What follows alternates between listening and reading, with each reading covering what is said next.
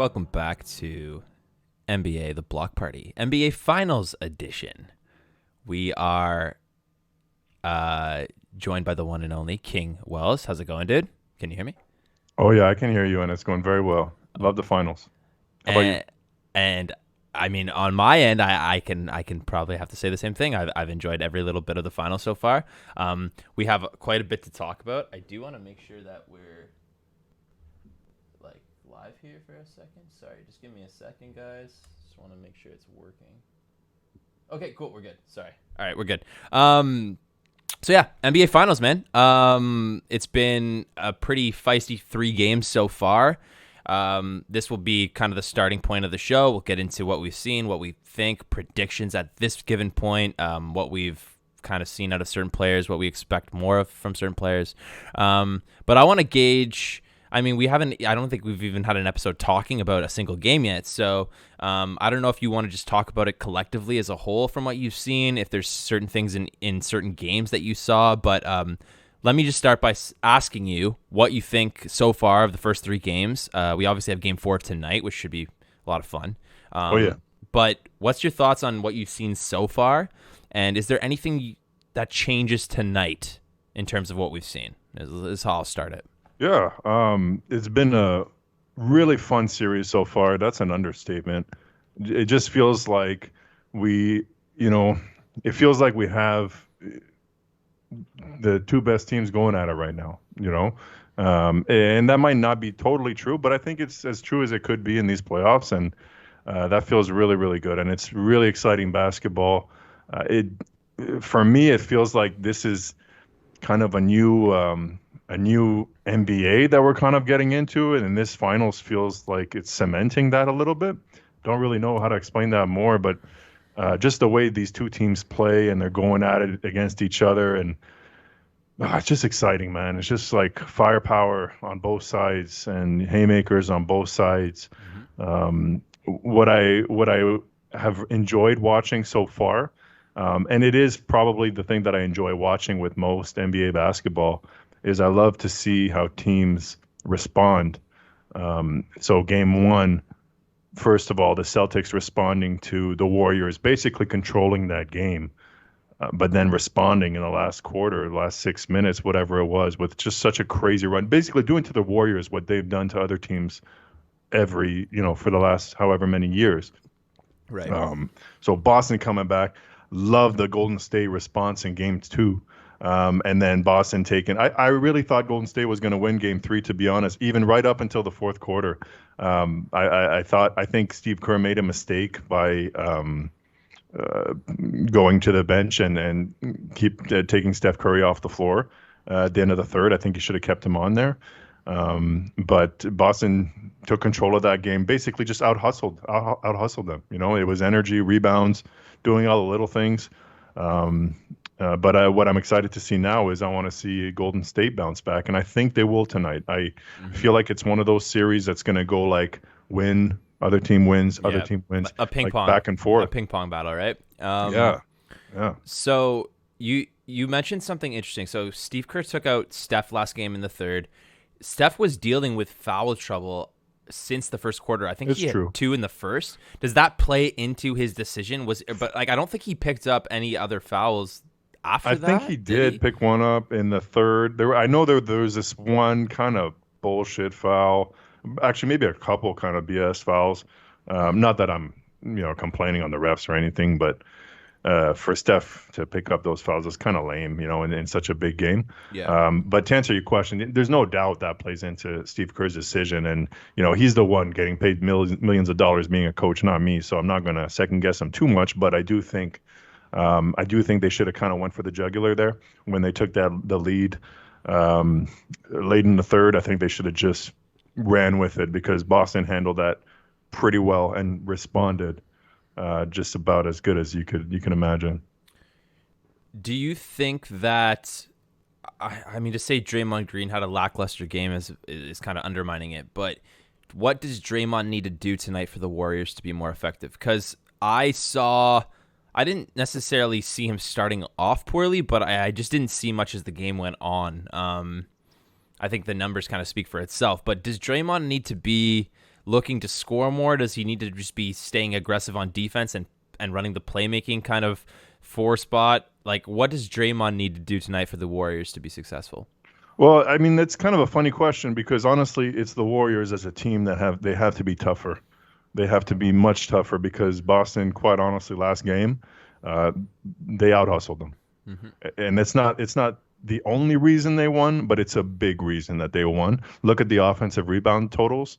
I mean, if you're giving up, if you're playing great defense, but you give up an offensive rebound, what's the point? Right. And over and over and over, they're getting beat on the boards. But here's the thing, just to lead back to your question, there is the Warriors seem to, at least on the defensive end and on the hustle end, their engine on that end, their heart is Draymond Green. So he has to be leading by example. He has to be going out there working his ass off on every single. Not that he's not, but he's got to be, A plus plus. Right. Right. He has to. He's got Robert Williams jumping over his back on every rebound and stealing rebounds from him. I'm not saying it's easy, but you gotta put up a way more of a fight than what I saw last game at least. And the Warriors have to follow suit. And we saw Klay Thompson play pretty well. I think he had 5 or 6 threes. Steph had 5 or 6 threes. Jordan Poole, had a great first round, but it seems like since that round one, he's kind of fizzled off a bit. Is this just I think his age is showing a little bit. I think that's what that is. That's what I was going to ask. Is this just a sign of just being a young player and not kind of experiencing that this in his career? This is his first finals, right? So well think about last year. Last year, not that they weren't in the finals, but like from his game from last year to this year, like he was nowhere near the same player. Right. So he's made a huge step, but this is what separates, players having a good year, players having a good month or a good game, than the greats. And I'm not comparing him to the greats, but I'm just saying that he's got a big step to make. And I think you can't be too hard on him because he's so young and he's so, his experience. He doesn't have that experience, so this is his first one, and I think that's what it is. And also Boston is incredible on defense. I mean, right, that goes without saying. For sure. Do you think that? So if we were to say, just based on what you've seen so far, Boston wins this, who's your Finals MVP? Who's been the most impressive player on Boston? Yeah, I knew you were going to ask me that. Tatum's been struggling to shoot the ball a little bit, right? So that's why he's been struggling as scoring, but right. He's been a fantastic playmaker. Yeah, for sure. Agreed. So right now, if I had to say who's the best, who's been the key on Boston, it's really tough because it's honestly, in my opinion, between Jason Tatum, Jaylen Brown, and Marcus Smart. Last game, Jaylen Brown has played a pretty great series. He's having like all the pressure that's going on Jason Tatum and making him struggle. Jaylen Brown is benefiting from that. Sure. And he's looking really good. And then Marcus Smart is, dude, like heart and soul and making a difference on not just every side of the court, but like every inch of the court. For sure. For sure. Last game, I was super impressed with Smart, just using his size on Steph. He's making it real difficult. Yeah, and so 2 players I want to shout out on Boston that I think are affecting this series a lot. So the first player I have is Al Horford because no doubt. Size alone, but then the ability to stretch the floor, obviously, and it just seems like he's been working the glass, getting good putbacks, and like just making very smart plays. Hustling, playing really well. The other guy, you got to give shout-outs to Brad Stevens for this move, but we talked about it earlier in the year, Derek White. How good has Derek White looked, even just in the last series, but this finals alone? Like he's really solidified a role on this team, and I didn't actually realize that they needed to send a first-round pick to get him. But they traded their first round pick, and I think it was Jay Rich, and I can't remember what else, but it was quite a hefty price. But it seems like the risk was worth it because now obviously having Derek White in this situation defensively, and I think there was a play on Steph or Klay that he it was a play that maybe Took it a was in charge. game 2. No, it was Mark Mark Jackson commented on it. It was he basically ran down the court, defended Steph, and then they dished into the paint, and he like switched onto the paint and then got a block. Like it was something crazy like that. But I think it might have been game 2. But it's just those hustle defensive plays that are really making him stand out to me in this series. Like defensively, he seems to be very, very, very good, and he's hitting big shots. He's making the right plays. So I think you got to be really happy with that move if you're Boston. Obviously, Well, I think now, you right? said it too. Like you said the key word is that he's finding his role, and Yeah. there's a difference between finding your role and excelling in your role, and that's when you have role players that are excelling in their role. That's what makes championship teams. And I'll throw you another one, Peyton Pritchard. Yeah, good one. Yeah, he's playing Look really at well. this guy looking like a Fred VanVleet, Yeah. 2019, just hitting these big threes and Yep. working his ass off at his size to be affecting the game like he is. Because and not that he hasn't had his struggles, but wow, that's the kind of thing championship teams are made of. Right. And we didn't even mention obviously, well, we have to talk about Time Lord. Obviously, we have to talk about Grant. He's a freak. Grant Williams, obviously, who's just he might not be hitting 7 threes like he did in that conference finals finale, or the game 7, sorry, the game 7 there that he hit 7 threes, but he's still a very effective player. He's still hustling. Absolutely. He's playing smart. Mini Daniel Al Tice, yep, and it just seems like they're so deep. Their rotation is so solid. They're so deep and they're so big. Like I think Yeah. that's the main thing. I know I was talking about hustle and everything, but Size man, is it's hard to huge. hustle when you're outmatched size wise like that. Mm-hmm. And like Draymond Green, one of my favorite players in the league, one of the players I respect the most in the league. One of the reasons is that he does what he does at his size. Right. But when you've got a guy that's taller than you, like Robert Williams, and can jump over you probably easily, man, it's tough. Like, Yeah. That's tough. It is tough. Not only Robert Williams, but then Horford's considerably bigger too. And then they play them at the same time, and same thing with Grant Williams. right. And then Kevon Looney's been really good the last few series, but I don't think we've seen the same kind of effort or I guess effectiveness from him in this finals so far. Yeah, he doesn't have the athletic ability of a Robert Williams, and he doesn't have Kevon Looney, that is, and he doesn't have the let's say the IQ and experience of an Al Horford. So he's limited. Steph seemed to get hurt last game, but he's also kind of downplayed it and said he'll be playing this game. Does that affect anything for the Warriors? Obviously, like it could, but They can't afford it to. yeah, that's the thing. But The game plan can't change because of that. Yeah. Do you think Steph stays aggressive tonight? Do you think the injury lingers? Like, what's your thoughts on that? Do you think?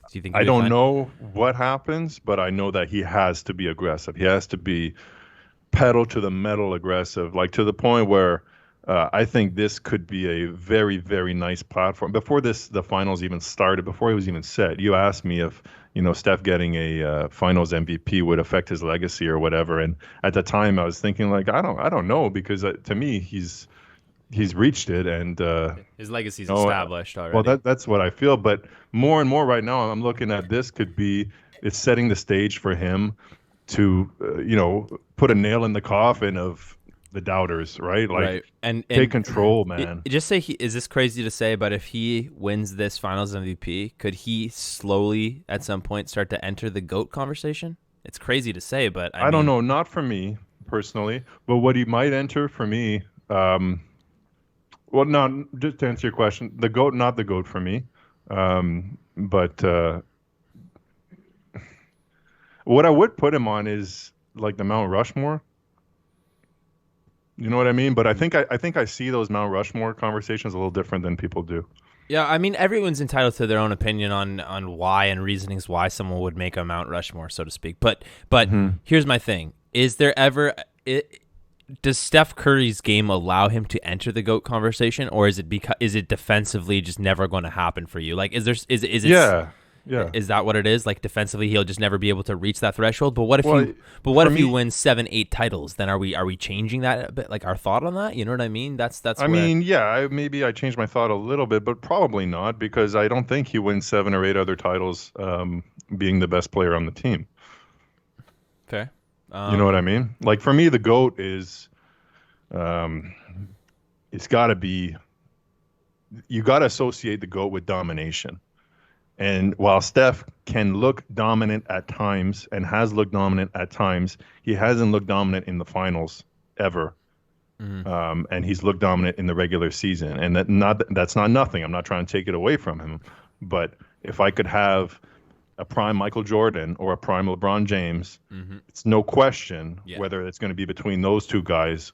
And I'm not thinking of Steph Curry, and I'm not trying to disrespect him. I know what you're saying. It's hard for me to I think I know what you're saying. It's hard to, with how great he is, it's hard to put him in that category, but part of it does feel a bit like it's unfair because it's his player build, it's his defensive ability. But I mean, It is what it is. It is what it is. Like you can't. I mean, it's not anyone's fault that LeBron's 6'8" and a monster, right? But I think that with that said, though, I don't think it's impossible. Like I wouldn't say that I'll never consider him in that conversation. I think if he comes out and just keeps winning titles, it's gonna be hard for him not to just be mentioned in the all-time greats, right? But he already kind of is.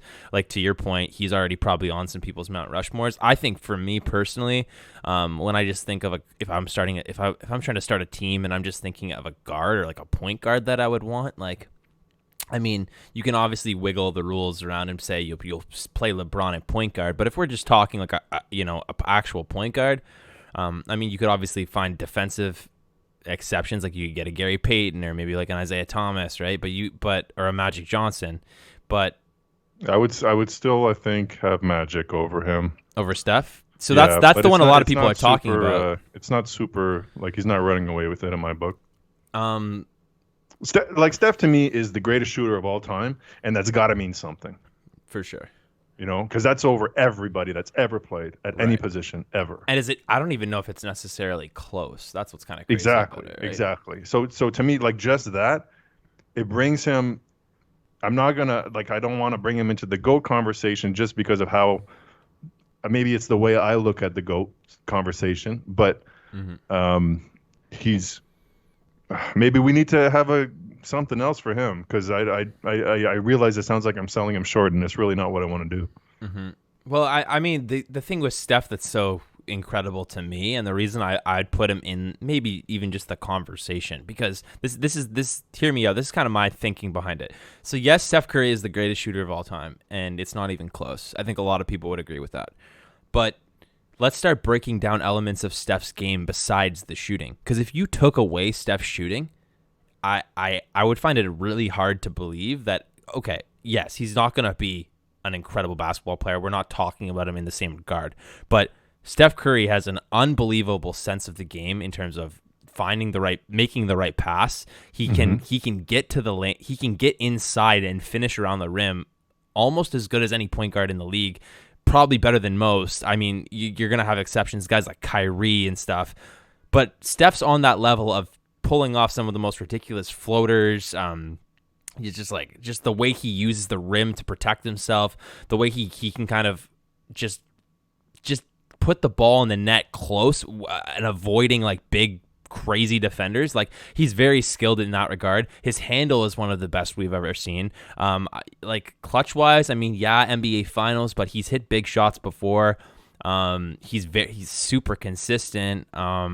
He's done it at a high level for super long. So, I mean, I guess just like what I'm saying is, and I wouldn't say defensively, like I'm not going to say he's a good defender by any means, but I wouldn't say he's a horrible defender. He's probably going to get exploited by a lot of offenses in terms of like he'll be the guy they single out, right? So that's where it's hard to really, but he also has made pretty big defensive plays before. He's not rendered totally useless, but it's obviously probably the biggest flaw in his game. But I think besides the shooting, at least offensively, there's a lot of stuff that we don't give Steph credit for a lot of the time. Like I said, his ability to finish around the rim, his playmaking ability, just his IQ in general. Just making and then also just like his off-ball movement, what that causes, how that causes his teams creativity is right. impressive.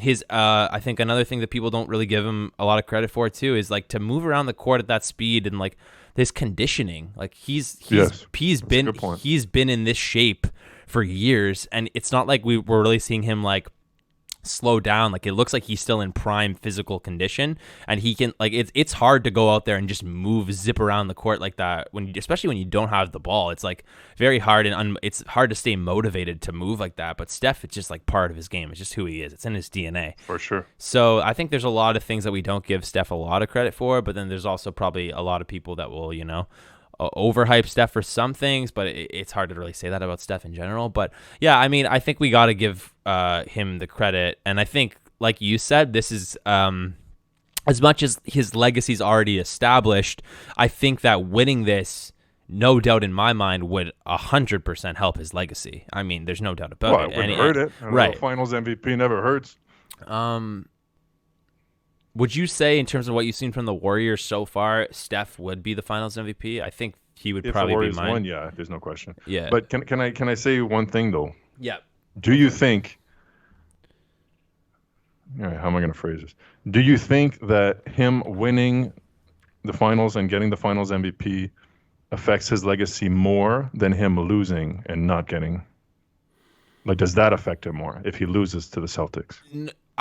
No. I think winning affects it more. I think if he loses this, it's not going to affect his legacy all that much, honestly. So I think that's an important question, because that, if it doesn't affect it, that's to me, that's like propping up the Celtics quite a bit. Well, and I'm not saying like negative. I'm not saying like that's an error. I'm just saying like this is a fucking good Celtics team, and I think that's what for sure. I don't know if that's realize, but I don't know if that's my reasoning on why I don't think it affects it. I think my reasoning for why it doesn't get affected is because if Steph loses this or gets hurt or doesn't play another game in this Finals or whatever, the Warriors get swept from this point on, it's still Steph Curry at the end of the day. He's already established that. Right, so like he's in a really good spot because I don't think he has that same pressure that a LeBron would have if he was like in the Finals and he loses. I don't think the world's gonna come crashing down on Steph Curry saying he's a choke or he's a flop or he's not the GOAT, because we're not really putting Steph in that regard where we're comparing him to Michael. You know what I mean? Like, that's the pressure LeBron's had since day one kind of thing. But it's a different amount of pressure, and it's a little unfair to LeBron, quite honestly. But I think Steph is kind of blessed in the sense that he's established this like legacy because of things like breaking the 3-point record so early on in his career, being the best shooter of all time, the unanimous MVP, back-to-back MVP, getting to the Finals, best team of all time record-wise. Like, he's got so much on his resume that, not that LeBron didn't, but it's just that, like you said, we're not even really putting Steph in that GOAT conversation. So it's like a lot less pressure in a sense that LeBron would have, where if LeBron loses, it's going to be like the end of the world. Will be ripping him. I don't think we're going to see, if the Celtics win this. And I think, to your point, like, it could also be that a lot of people are giving this Celtics team the credit they deserve, and rightfully so. They're a fantastic team. I mean, if you watch the Celtics team play, I mean, look what I think you could honestly say this confidently if you're a Boston Celtics fan. If the Celtics win this NBA Finals, this is one of the most deserved title runs we've seen in a very long time. I mean, to beat the Brooklyn Nets in round one, right? And then you go on to take on, was it the Bucks the next round? Yeah. Bucks, right? And then the Heat. And then the Heat. Yeah, sorry. So I was missing the conference finals team. No, and the nice thing about it is, like, those are the three teams that beat them in the playoffs over the last 3 years too. So it's like a revenge thing. I love it. Exactly. And then, like, look what they did. Look at the number they did on Brooklyn, right? Like, They swept Brooklyn. Yeah. Then you come in. They destroyed everybody's bracket. Right. First round. Exactly. And then you come and you beat the defending champs with Giannis, who's playing out of this world. Like, Giannis looked like he was on another level in those playoffs. And then you beat them. Then you go and play Miami, who's basically just manhandling anyone who comes in their way. And I mean, yeah, Miami cut it pretty close. Jimmy Butler had a great look. It didn't fall through, but I mean, it was well deserved. And now if you go on to beat Golden State in the finals, right? Like, you'd have to think that this title run is one of the more impressive title runs we've seen in a while, like in terms of who they played, right? Like, and not that it will be worth more than any title or no title. No, that's for sure. But it's something I think about. But it's definitely something worth considering. And it's like, wow, okay, Celtics are the real deal. So I think that plays into it a bit too, like you said. But I think it's more that Steph's legacy is so established, and we're not even really we're not putting him up into that GOAT conversation. So anything at this point is kind of just like gravy for Steph, in my opinion. That's kind of how the world sees it. But I think with LeBron, it's like we're kind of looking for any little thing to like show why Jordan's better, or which is just natural when you're comparing the GOAT, right? Like it's not even on Jordan. It's just that I think that there's would be a on big anything. difference there too, in that like LeBron asks for that pressure. Oh, like he puts think that so on too. himself, so that's why the pressure is there for sure. And I think it's like Steph doesn't do that in the same way. No, but I think it's also like you said. It's like also just the caliber of player that LeBron is. Like you said, like we've seen LeBron go to the finals with no one and be the best player in the finals and lose.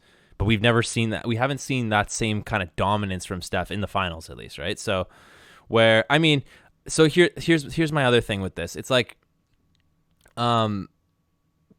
if Boston wins this title, right? Mm-hmm. Where are we putting Tatum in terms of best players in the league next season, going into next season? Because it seems like when Giannis won his title, now Giannis was already considered and talked about as one of the best players in the league, but it really does feel like the narrative changed when Giannis won the title. He's now the best player in the world. Like it was kind of felt like a lot of people really put their foot down and said Giannis is the best player in the world after he won the title. So does this propel Tatum up the pole? Does it propel Brown? Maybe Brown. I don't know if it's exactly the same, because Giannis was head and shoulders the best player on his team, and I don't know that Tatum is head and shoulders the best player on the team. Fair. He probably is, but I know what you're saying. Head and shoulders, though? Not head and shoulders, probably not. Yeah, that's the thing. Yeah. So, but does this boost? But just say Tatum wins for sure. Especially if he wins the MVP, fuck, nobody can deny that. That's forever. Right. So, how long? I mean, so clearly Tatum, Brown, Smart is your core. They're gonna obviously try to keep this together. Do you think Boston is set up here to be a contending team for the next several years? Like, do you think they keep this going? There's no doubt. They get better. Yeah, there's no doubt. I mean, they got everybody signed long term that I can think of. I'll bring up their team salaries right now just to make sure, but I don't think there's any holes there. I mean, yeah, I think like even Robert Williams is signed long term, I'm pretty sure. So let's see here. Yeah, they should be. I think they're gonna have to re-sign Al Horford, but he's gonna sign in for cheap, so they're actually gonna save some money there. Right. Everybody else is either on a rookie deal or a long-term deal. Like they're well set up. Yeah, they look really good. So you'd have to think that and they could honestly get better. Like I don't think Tatum's getting any worse. I don't think Brown's getting any worse. I think they're only going to get better, right? So it's no doubt about it. And you know what? Relatively speaking, they're both, Tatum and Brown, on very nice value contracts. Yeah, well, based on when they signed compared to the rest of the league. Based on when they signed, right? Like it's just timing, right? So it's like that worked out really well for them.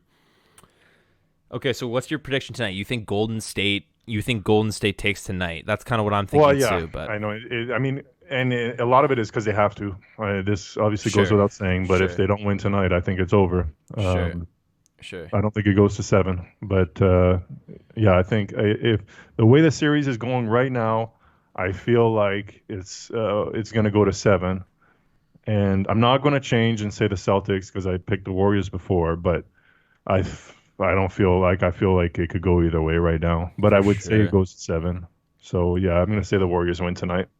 So last game we both thought Warriors were going to win, and then I texted you like 10 minutes before the game, and I was like, shit, are we counting out Boston here? I just had this feeling like, fuck, am I overlooking Boston at home? Like, what makes me count them out when they've been doing this all throughout the playoffs? And then sure enough, they came out fucking strong as hell, right? So does Golden State need to come out in the first quarter tonight, or is it if they don't, they're going to be in a lot of trouble. Like, that's kind of the way I see it. Like, they I need to come mean, out hot, no? But I mean, I guess you like, could also yeah, it say, helps. but you But could last honestly, game, last right? game, Yeah, I true, don't think they lost it until the fourth true. I was when gonna say, they turned it over so much. That's another thing we haven't mentioned, but Warriors turnovers, shooting themselves in the foot, like that has been their biggest Achilles heel, not just this year, but right? ever since they've been in the finals. I mean, they're just do stupid stuff sometimes, and not just one person. Like last game, it was Steph. I think he threw it away like 3 times in Mm-hmm. 2 minutes or something. But Mm-hmm. if they had just what I thought was going to happen when we were texting, I thought it was going to be the reverse game one. I thought Boston was going to lead the whole game, and then I thought Golden State was going to come in and come from behind and take it. Right. So they did that in the third, Right. but then they let it go again, and they just never recovered. They lost it at the end of the fourth. So you think that even if Boston comes out tonight strong, firing, they're hitting everything, it's looking good, home crowd's into it, you think we could see a Golden State third quarter takeover? Yeah. What we Yeah. probably The could way have the seen Warriors play, for sure. Yeah. But they got to take care of the ball. They got to take care of the ball, and they got to hustle. And what do we need to see from Draymond tonight? Do we Same thing. Aggressiveness? Like, does he need to stay focused? He's always aggressive, but Yeah. he can't get too. It seems like sometimes he gets a little too caught up, being Draymond Green. Right. No, I like get not the basketball player, but like just a fucking head case that right. you love if he's on your team, but Hate if you're playing him. yeah, and that's it's not that that's a bad thing. It's just that he should focus on everything else and then go back to talking shit once you're up. But for now, it's taking care of business. Right, and he number one. kind of got blessed at it. I think it might have been game 2, but maybe it was game 3. But I think it was like a double foul. I think it was the play with him and Jordan Poole, or not him and Jordan Poole. Him and who was it? Jaylen Brown. Yeah, it was him and Jaylen Brown, and then they were on the ground. And then I thought they basically said if they call this a double tech, like he'd be out because he had a tech earlier. So he's kind of like, he'll tend to push his luck with that kind of stuff. But yeah, they give him a lot of rope. I'll give you that. yeah, but like, do you think that he needs to? Because I almost like when he's more aggressive off rip on offense, like when he's rolling to the rim, and like him and Clay had a really nice play. It was last game, and Clay was cutting, and then the help, I think Robert Williams or something came over, slid over, and then Clay dished it to Draymond for like a standing dunk underneath the hoop. But those kind of plays between Clay and Draymond, like I think that's kind of what we need to see early on for them to establish like a comfortable lead. Clay, I think, played really, really well last game. He did. So I think Clay, if he can keep that going, I don't really see him slowing down at this point. I kind of see Clay just staying firing, staying shooting, staying hot. Jordan Poole, though, I think we probably need to see him play more like more like we saw from Jordan Poole, like we did in round 1 or end of the season, right? So, and then I think Wiggins, it's kind of unfair to say Wiggins isn't giving you as much on Wiggins offense has been because amazing this series. For sure. Well, last series he was incredible, but he's one of the big reasons that Jason Tatum is struggling. Sure, I was gonna say the thing with Wiggins this series, even though offensively he's not doing as much as he did last series, defensively he's playing really, really well. Yeah. Really, really, really well. There's no doubt. He's looked really, really, really. Yeah, I have no knocks with what Wiggins has done. I have more criticism on Jordan Poole this series than Wiggins, for sure. Because Wiggins defensively has been a monster, right? Yeah. So they without him, maybe they'd be in some trouble. I would have counted on Otto Porter. Right. But it seems like Wiggins is just so much more effective. Yeah. I think he's really established himself as a defensive player, which is cool because he always had the tools. That's the thing with Wiggins, to be defensive, right? And he showed you signs and things he would do. The reason he went first overall is right. that, with all his offensive tools, like you said, he had that defensive potential that everybody was always looking for. Mm-hmm. And it's rare, to be honest. It's really rare that a player turns it on defensively this far into their career. Usually on defense, you kind of see what you're getting. Offenses tend to change, but defense is usually it's either there or it's not. And then we'll see certain players kind of shift or form into defensive players. It's like, but it's definitely more rare. Like, I'm trying to think of another example. Can you think of an example of someone who became a defensive player as their career kind of developed? Like, there's one I was thinking the other day. who just all of a sudden kind of became defensive. Current or current, kind of more maybe. No, the one you're thinking of is a current player? I think it's current, yeah. And I don't even think he's necessarily on. I was thinking of these kind of players the other day because they were mentioning how they were talking about Grant Williams and how good of a shooter he's been, but it made me think of the flip side of like when players turn into good defensive players all of a sudden, kind of like you just kind of see it. Definitely more rare, I would say. I think so too. I'm trying to think of an example now. I thought of some the other day that were pretty good. I can't think of them now though. Maybe it'll come back to me. But I was kind of intrigued by that thought the other day, and now that you bring it up, I was like, damn, who was I thinking of that became a defensive player? Well, I mean, an example could be Steph Curry, but only in the sense that the way you see him on defense now is miles ahead of what he was when he came in the league. Sure. You know, yeah. But I know that's not exactly where you're going with it. No. It's kind of the best I can think of. I'm thinking more of someone who you look at now and you're like, damn, they're a really good defender. And they weren't necessarily thought of that when they came into the league necessarily. Yeah, it's tough. I'd have to think about. Oh, listen, I'll think about it in next. Yeah, one. we'll mention it next episode maybe. But think about it because there's a few, but like you've said, it's more few and far between because usually it's the reverse. It's like defenders become good shooters and learn to hit the three, but they're kind of born and the defense is just kind of within them. Kawhi Leonard, Jaylen Brown. Yeah. I mean, it's way more common for the flip side. But I swear there's a couple that kind of established themselves. There's got to be exceptions. Was Clay coming into the league known to be defensive? I mean, I don't know if he was known to be a bad defender. Right, but like, do you think did anyone see him getting to the point where he was like an elite perimeter defender? Because like, I wouldn't necessarily he's not an interior defender, and he's not going to impress you with his defensive stats, but he's pretty damn good perimeter defender. I mean, I'm just even thinking of in this series coming back from the injury, and we saw that perimeter defense on Jaw in game, was it 2 or 3 with the layup? He like locked down Jaw to end the game. There it was a huge play. But I mean, and Clay's been on ball very solid. I don't know if he came into the league necessarily as a defender though. But I'm just trying to think of examples now. Sorry, like we'll move on. But like, there's a few that I thought of, and it's bugging me now that I can't think of them. But anyway, we'll get to it. Okay, so I wanted to talk about maybe some offseason stuff because we obviously we haven't we have talked about most of the finals. There's still a lot to go into. Go ahead and ask me about OG Anunoby. Go ahead. I anticipate this going 7 games, so I think we can wrap the finals talk here. You, by the way, you going Celtics? You going Warriors? Based on what I'm seeing right now, I would have said Warriors. I will probably be able to answer this confidently tonight. No, come on, right? No, you can't do that. But I like when we say different, so I'll say Boston. Yeah, I like it. All right, good. I'll say Boston in 6. Oh, fuck. Okay. All right. Just to I like it. Yeah. I'll say Boston in 6.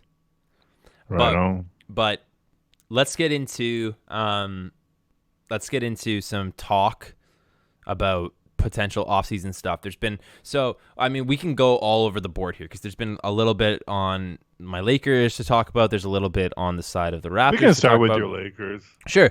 Why don't we? So they hired Darvin Ham, which you mentioned previously that he was kind of in the discussion. So good for you on that. But what's your thoughts on the hire, and what's your thoughts on his? I don't know if you saw any of his comments on Anthony Davis or LeBron or Westbrook, but are you confident in him turning things around for the Lakers? Do you think? I'm like 50-50.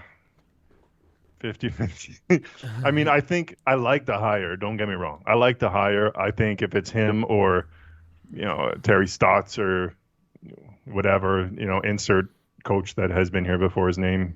I like Darvin Ham. I like giving him a shot. I like that he's younger. I love that he was a player. And when he was a player, he comes from the time when the league was a little rougher, a little harder. And I think that's a good influence on players today, especially young players. So I liked it. I like it.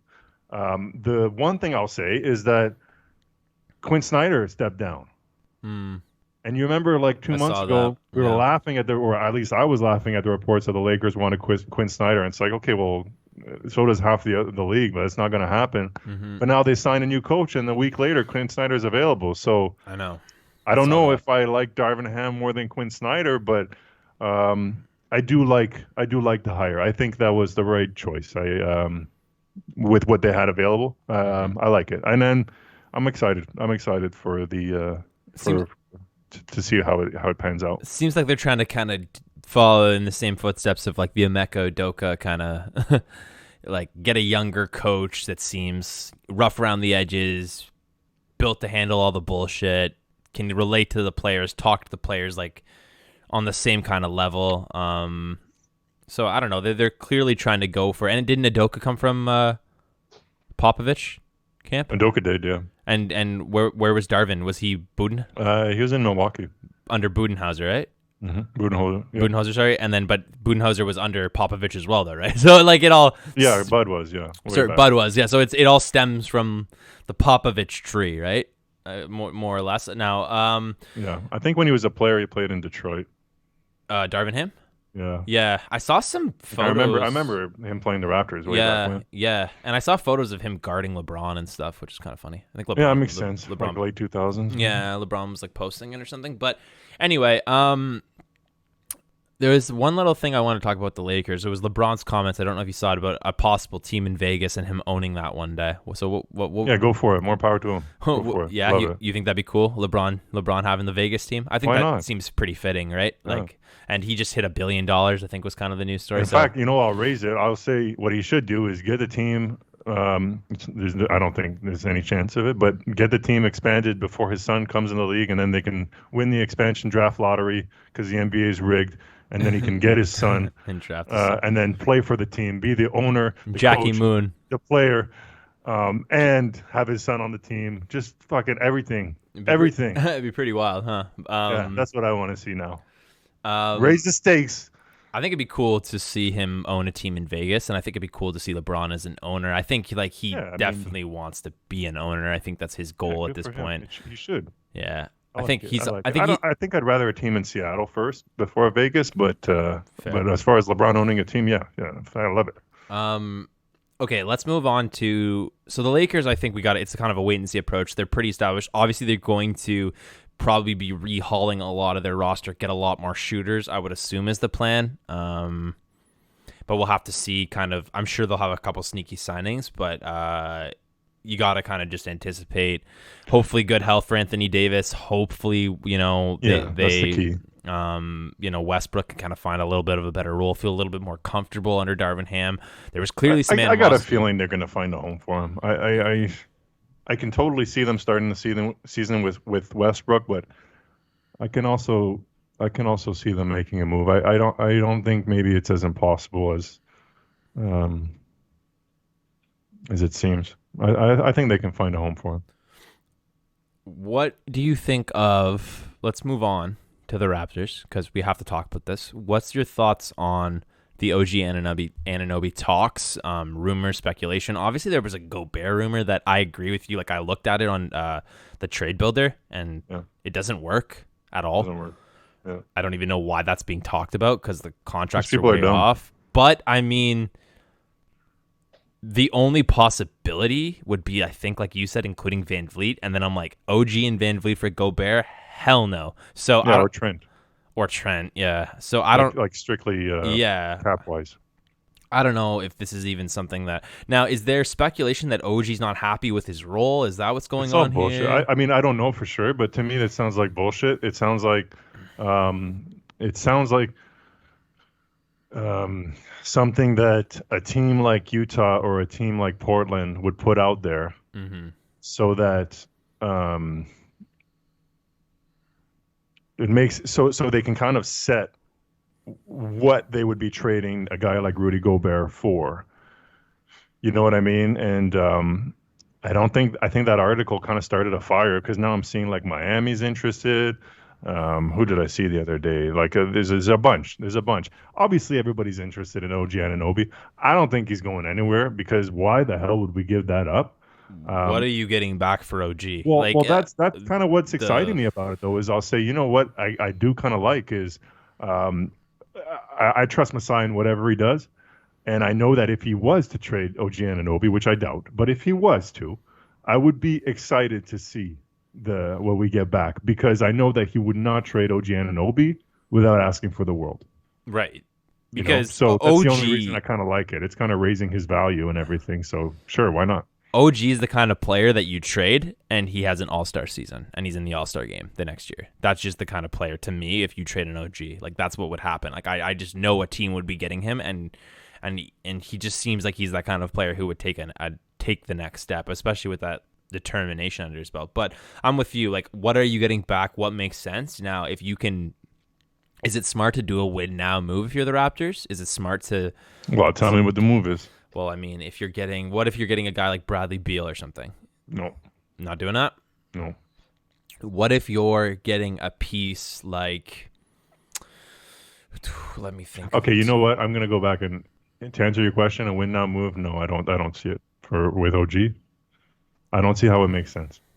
So what would you need to be getting back in an OG trade to be content? A young player with crazy potential or a shitload of draft picks that actually means something. I'm not saying like late first rounders. Mm-hmm. Basically, what I would want back from him would make any team trying to trade for him just hang up the phone and say, okay, it's not happening. Right. And who's willing to pay that price? Is there anyone willing to pay that price? I doubt it. I don't know. Doubt it. And I doubt it. Portland's talking right now about the 7th pick and probably somebody for salary, and it's just like, what could we? I mean, but like we're gonna go to the 7th pick and try to draft an OG. That's what I'm saying. You'll get the odds lucky. of that are pretty. It's not impossible, but shit, man. You can get a good piece, but like last year, 7th pick, Kuminga. Okay, that's nice. That's a really nice player. I love Kuminga. Would nice. I trade OG Anunoby for Kuminga? Fuck no. Mm-hmm. And Kuminga might end up being better than OG Anunoby, but right now it just doesn't make no. Right now, go to pick 6. Who was pick 6? Giddey, yeah. So that's a little more intriguing because if you're, I mean that you could. I mean, if you're OKC and you're trading for a guy like, are you interested in a guy like Josh Giddey or picking? I mean, they're probably not trading a guy like Josh Giddey first of all, but right. If you're thinking about it like that's the kind of a player you could get.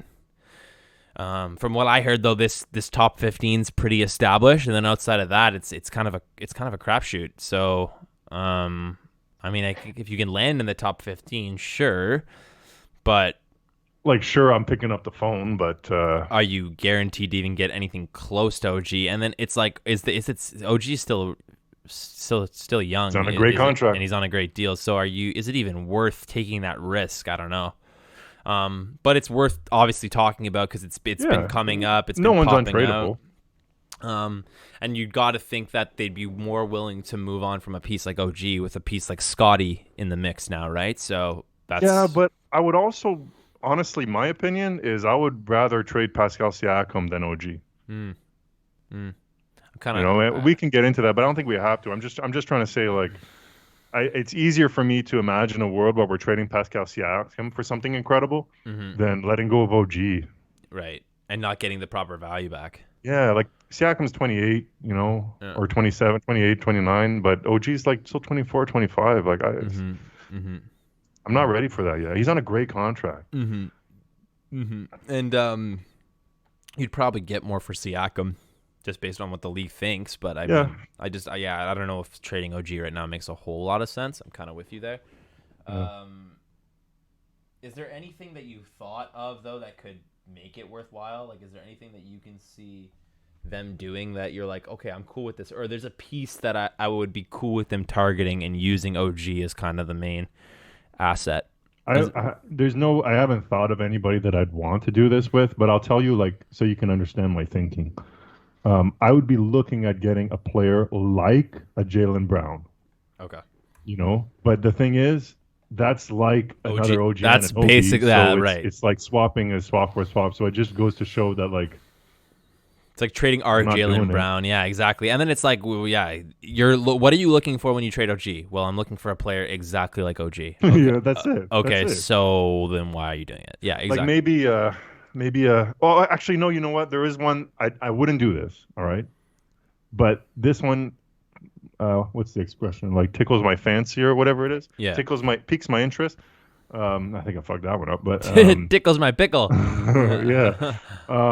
Somebody said a sign and trade DeAndre Ayton for OG Anunoby. That's one okay. That's interesting. That's funny you say that. Someone mentioned that to me the other day. Yeah. Well, I thought about that because of the Ayton situation, right? So that one is very interesting because Ayton's very young. He's getting better. Now, it's like a position of need. Then he plays a position of need, I mean. Right. Then you got to ask yourself if you're Phoenix, though. Exactly. What? I don't know if Phoenix does that. Because you have. I don't know if I want to do that either. You have Mikal Bridges, right? You have. Well, OG could slot in really nice at the power forward. Sure. But then who's your big man?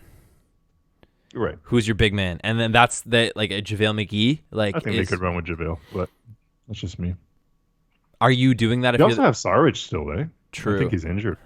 They still got Dragan Bender kicking around in somewhere. Saric is way better than Bender. I know. I'm just kidding. I like Saric. Are you doing that if you're the Raptors, though? Are you taking Ayton? I don't think so. I don't think I'm doing it, but that's like the piece you're looking for in return. It's that would be something where I would probably think of, like, I'm saying no right now, but that's something I think I would consider. Along the lines that's what it would kind of look like if I was considering something. What's your thoughts on this? Here we go. Josh Giddey in OKC, right? Mm-hmm. Probably hanging on to him. What about Shai Gilgeous-Alexander? I'd be interested. Right? So I'd be interested. I don't know if OKC does it. I'm thinking Shai Gilgeous Canadian, right? That plays into kind of the nice thing. We get a Canadian, and he's probably at this point the best Canadian basketball player in the world.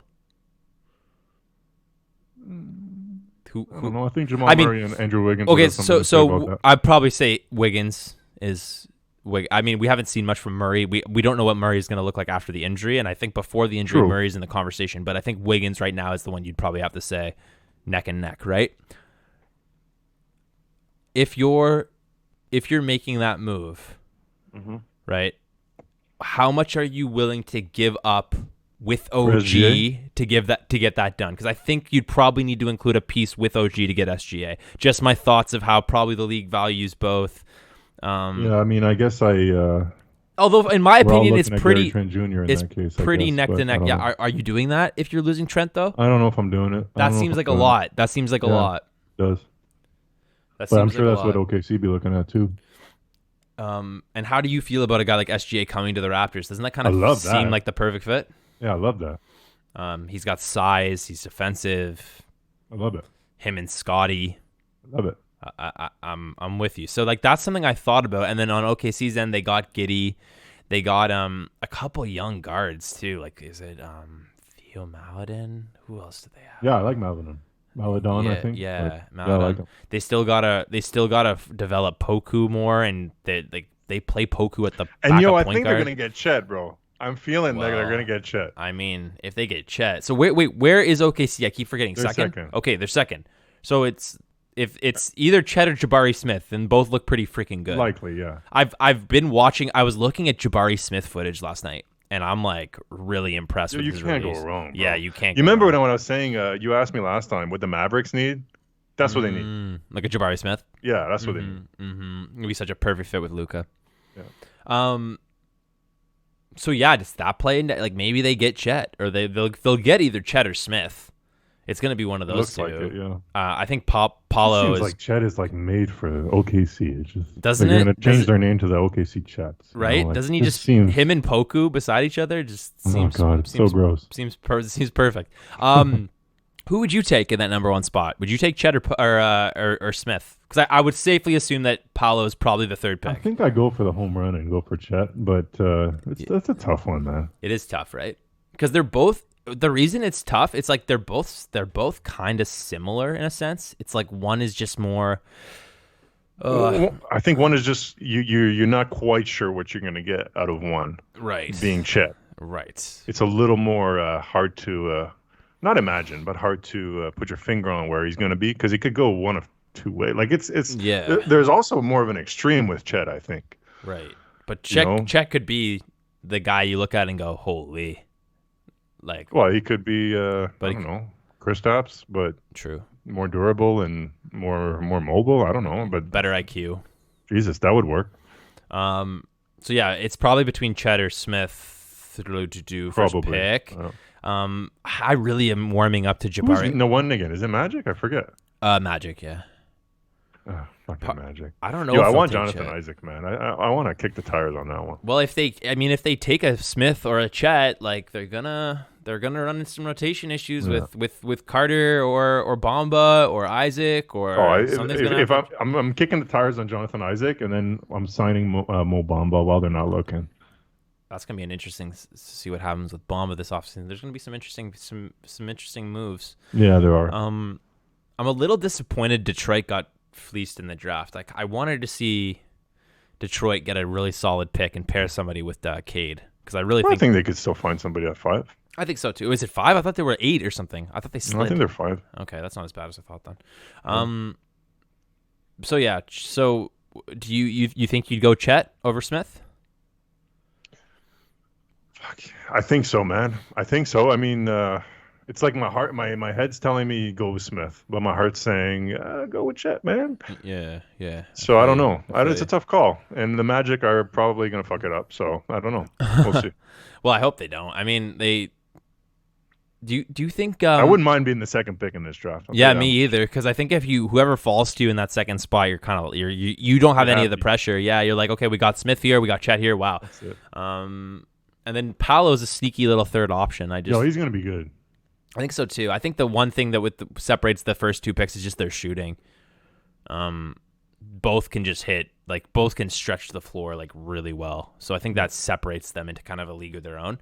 Definitely. But then there's other pieces in there too that like the 4 and 5 spots, like Shaedon Sharp, I think is one of them. Hey man, from those top 3 to like the rest of the top 10, for me, like I haven't looked too hard into it, but I did look into it a bit, and like it's a crapshoot there, like in the sense that I kind of love everybody. Yeah, exactly. Yeah, so you got a bunch of long wings, or like longer guard types, but scoring, defending. I really like this draft. Yeah, I think so too. I think it's gonna be fun. I think. Could you see a guy like Jabari Smith coming in or Chet coming in and making an impact right away? I could see. Yeah, Jabari maybe a little bit more than Chet, only because there's a little bit more question marks in my book with Chet. But would I be surprised? No. So it's gonna be fun. I think. Where do the Raptors pick? The end of the second or the end of the first? 33rd. Okay, so they'll have a chance at a good talent. And yeah, I'm pretty excited about it. They've done a lot of interviews, and I think that when you're picking that late in the draft, first of all, there's always somebody that drops. Right. So we got OG at 19, I think, right? 23, but I don't think we're gonna get like an OG style drop. But I mean, like, there's always someone that they think is gonna go in like the top 20 that kind of slides for some reason. So I think we'll probably have the choice between somebody like that. But I trust the scouting. I trust the scouting and Masai, man. I think they're gonna do their due diligence, and they're gonna take whoever they think is best. And as long as we don't get Malachi Flynn again, I'm all right. Malachi. So, I mean, yeah, it's going to be exciting. When is the draft? Is it like the 23rd of June or something? Probably usually something like that. Yeah, it's usually around there. So it'll be like interesting. A Wednesday or a Thursday usually, isn't it? Yeah, it's usually a Wednesday, I think. But there'll hopefully be some kind of trade stuff going on at that time too. I guess the finals will probably be over by then, I would assume, but maybe not. Should be, depending on how long it goes. But yeah, we'll probably do a whole NBA draft episode in the next coming weeks. Hopefully we can gear that up to do it before the draft, and we can go through kind of like a mock draft who we'd pick. Well, we'll spend like a week maybe just looking at prospects, what we think, and make it into an episode. I think that'd be kind of fun. But yeah, man. In terms of today, we talked on finals. We talked on a bit of off-season stuff, mostly Raptors, Lakers, of course. We talked a little bit about draft, what's coming up, finals predictions. Obviously, Game 4 tonight, going to be fun. Is there anything on your radar, anything we need to talk about that we've missed, anything you can think of before we wrap that we should be discussing? I think we covered a lot. No, I don't think so. I think there's a lot of rumors and things going on, but I think those will be stretched out for a while anyway. So while we have the finals to talk about, we probably should just stick to that, and then that's what I'm thinking. During the dog days of summer when we're reaching, we can come back to all these rumors. luckily, the NBA is such a dynamic league that the offseason tends to be one of the more exciting off seasons in all of sports, because there's always a storyline, there's always a narrative, there's always something to talk about. So even during those, like you said, those diehard try times where we're like stretching for ideas, it's probably best to save some of that for then. But I mean, even after the finals, we're gonna have the NBA draft, and there'll probably be a few stories to touch on, like there always is. There'll be some sort Always of drama. something going on. Right. So, man, good episode today. Game 4 tonight, going to be an absolute battle. So you're calling Golden State tonight? Yeah, I'm going to say Golden State tonight. Fuck. I don't know. Tonight? Yeah, probably Golden State. Because they have to. If they lose tonight. Right. Over. Right. So probably Golden State tonight. I'm going to say Boston in 6, though. Right on. But we'll see. And we'll be back here next week. Hopefully have some good stuff to talk about. NBA Finals, maybe some upcoming preemptive draft stuff, maybe some more trade rumors. Who knows? But good episode today, man. Thanks for talking, per usual. And I'll see you back here next week. It's a block party, baby. It's the block party. Peace, guys.